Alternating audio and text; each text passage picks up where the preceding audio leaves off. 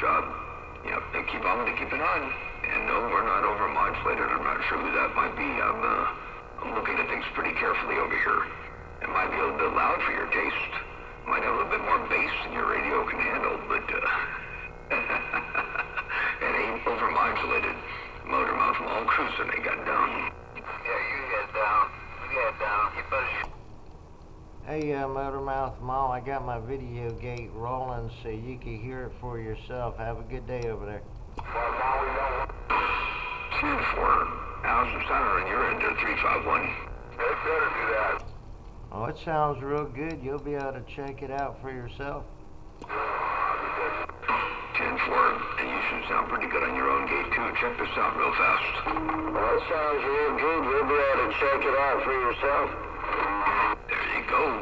351, Motormouth Maul cruising. They got down. Breaker. Hey, 351, I'll tell you what I'll do real fast.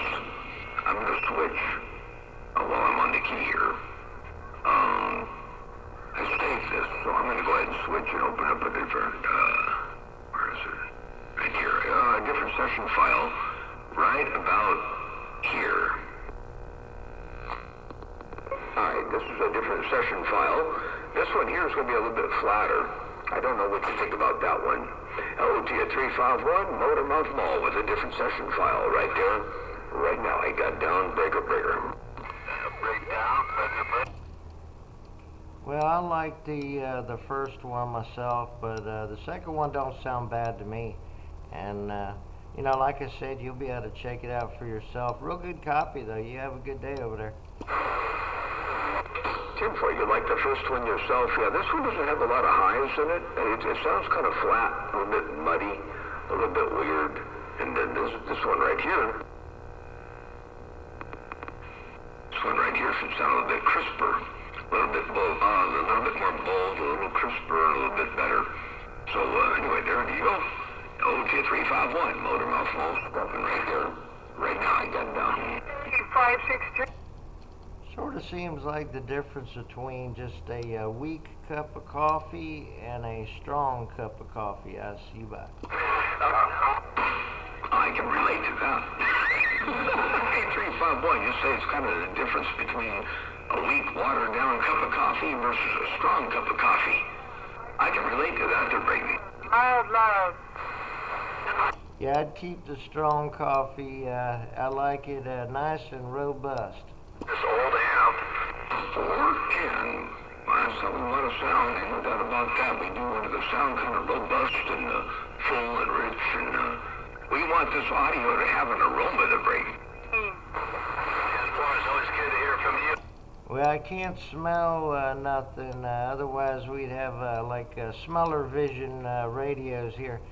Hey, Motormouth Maul, you have a great day. It's a nice sunny day in Florida and about 70 degrees right now. You take care. Me and these transistors back quiet. Did you say Saturday? Hold on, let me play that back again. Hold on. Otherwise, we have smeller-vision radios here. Hey, Motormouth Maul, you have a great day. It's a nice sunny day in Florida and about 70 degrees. You said Sunday. You said Sunday. Okay. I wanted to make sure you weren't a day off. We had to do the on daylight savings time BS. But anyway, I just want to make sure you weren't a whole day off. Anyway, hey, here's smell-o-vision. That might be next. We might have to work on smell radio, whichever.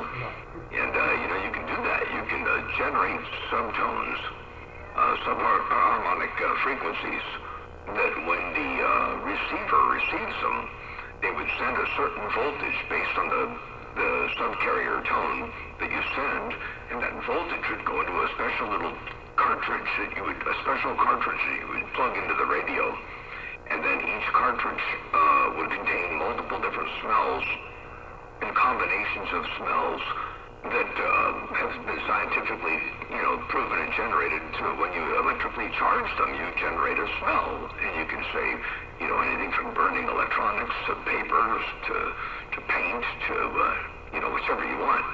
Exhaust, any smell, burnt toast, anything. And when you activate that subcarrier tone, that little thing starts heating up an element and causing the smell to come out of the radio. I think that might be the next invention to break. Well, unfortunately, I'm thinking it would be known to cause cancer in California. You know, it would probably be banned over there. We might be able to get it in Florida, though. Yeah, that's true. That's true. It'd probably be a carcinogen. It'd be a carcinogen. It would be banned in California, and but still available in Florida, because Florida's still got reasonable folks. Let me get my knees up in the breeze. 8351 Motor Mouth Mall cruising right there, breaker. I don't know about reasonable, but you know, we're right here. What can we say? Hey, Motor Mouth Mall, take care. We'll get back with you, man. We'll check in some other time. Your friend in Florida waving and go. Yeah, sounds good. Look forward to hearing you again soon, and catch you later. I'm gonna get back on the side, read the mail for a Scotia bit, and see what's cooking out here in the world of sound.